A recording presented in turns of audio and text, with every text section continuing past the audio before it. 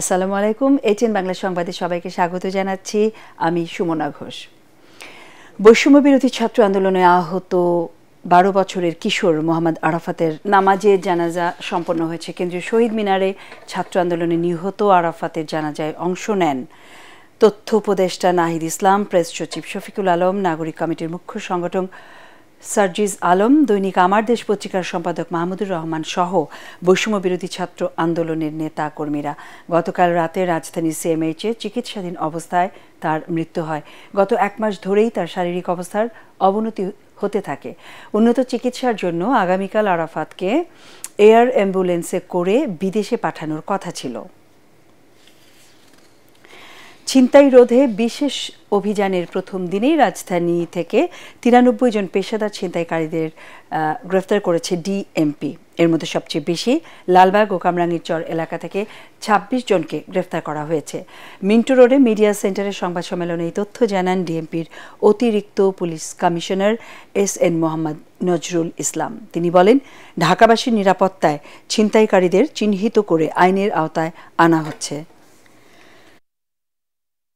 আমাদের যে জিআরও এবং সরকারি পক্ষে যে পিপিএ আছে যারা এটা মুভ করে, তাদের মাধ্যমে ওদের জামিনের বিরোধিতা করা। পাবলিকের যে সিকিউরিটির বিষয়টা আছে, এরা যে এই বাহির হয়ে জামিন হয়ে আবার ছিনতাইয়ে জড়াই পড়তেছে বারবার, এই জিনিসটা কোর্টে উপস্থাপন করা, কোর্টকে জানানো, তাদের জামিনটা প্রলম্বিত করা, দীর্ঘায়িত করা, যেন সহজে জামিন না পেয়ে যায়। আগামী নির্বাচনে ইলেকট্রনিক ভোটিং মেশিন ইভিএম এর ব্যবহার থাকবে না বলে জানিয়েছে নির্বাচনী সংস্কার কমিশনের প্রধান বদিউল আলম মজুমদার। দুপুরে ঢাকা রিপোর্টার্স ইউনিটি নসরুল হামিদ খান মিলনায়তনে ভোটার সচেতনতা ও নাগরিক সক্রিয়তা কার্যক্রম শীর্ষক গোলটেবিল বৈঠকে তিনি এসব কথা বলেন। কমিশন প্রধান বলেন, নির্বাচন ব্যবস্থার প্রতি আস্থা ফিরিয়ে আনাই কমিশনের প্রধান লক্ষ্য। নো ইভিএম, বরং ইভিএম যারা করেছে তাদের তদন্ত হওয়া উচিত। যারা সাংবিধানিকভাবে দায়িত্বপ্রাপ্ত নির্বাচন কমিশন, তারা যে অন্যায়গুলো করেছে এগুলোর তদন্ত হওয়া দরকার এবং তাদেরকেও শাস্তি দেওয়া দরকার, যাতে, কারণ শাস্তি করে অন্যায় করে কেউ যদি পার পেয়ে যায় তাহলে অন্যায় আরো উৎসাহিত হয়। 2009 সালের 25 ফেব্রুয়ারি রাজধানী পিলখানায় সংঘটিত বিডিআর বিদ্রোহের ঘটনায় 7 সদস্যের তদন্ত কমিশন গঠন করা হয়েছে বলে জানিয়েছেন স্বরাষ্ট্র উপদেষ্টা মোহাম্মদ জাহাঙ্গীর আলম চৌধুরী। বিজিবি দিবস উপলক্ষে পিলখানায় আয়োজিত অনুষ্ঠানে তিনি কথা বলেন।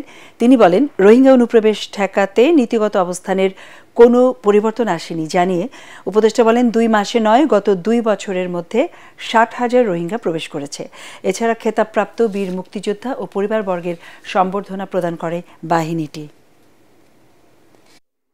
আমাদের নীতিগত সিদ্ধান্তের কোনো পরিবর্তন নাই। আমরা রোহিঙ্গাদের কোনো অবস্থায় প্রবেশ করতে দিব না।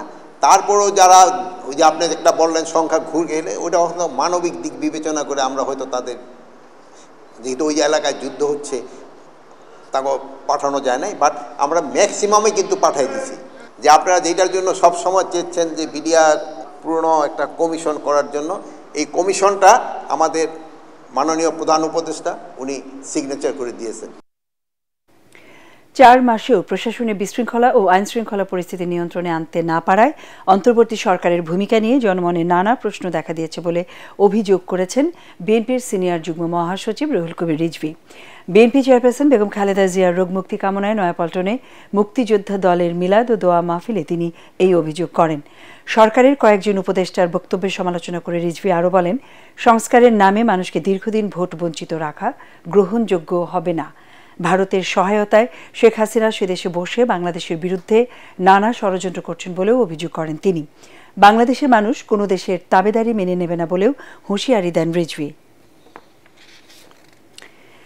কুমিল্লার 14 গ্রামে এক বীর মুক্তিযোদ্ধাকে হেনস্থার অভিযোগ উঠেছে। এই ঘটনার একটি ভিডিও সামাজিক যোগাযোগ মাধ্যমে ভাইরাল হয়।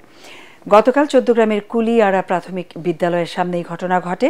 ভিডিওটি ছড়িয়ে পড়ার পর সামাজিক যোগাযোগ মাধ্যমে নিন্দার ঝড় উঠেছে। স্থানীয় সূত্রে জানা গেছে, ওই বীর মুক্তিযোদ্ধার নাম আব্দুল হাই কানু। তিনি 14 গ্রাম উপজেলার বাতিসা ইউনিয়নের লুদিয়ারা গ্রামের বাসিন্দা। বীর মুক্তিযোদ্ধা কানু কৃষক লীগের কেন্দ্রীয় কমিটির সদস্য। রোববার দুপুরে একা পেয়ে স্থানীয় 10 থেকে 12 জন ব্যক্তি তাকে হেনস্থা করে। এই ঘটনায় অভিযুক্তদের শনাক্তের কাজ চলছে বলে জানিয়েছে স্থানীয় পুলিশ। এদিকে এই ঘটনায় তীব্র নিন্দা জানিয়েছে প্রধান উপদেষ্টার প্রেস উইং। পুলিশ ও স্থানীয় প্রশাসনকে ঘটনার তদন্ত করে দোষীদের আইনের আওতায় আনার নির্দেশও দেওয়া হয়েছে। আমাদের পরের সংবাদ দেখার আমন্ত্রণ জানিয়ে এখনকার মতো শেষ করছি। এটিএন বাংলা সংবাদ ইউটিউবে দেখতে ব্রাউজ করুন youtube/ATN Bangla News। ধন্যবাদ।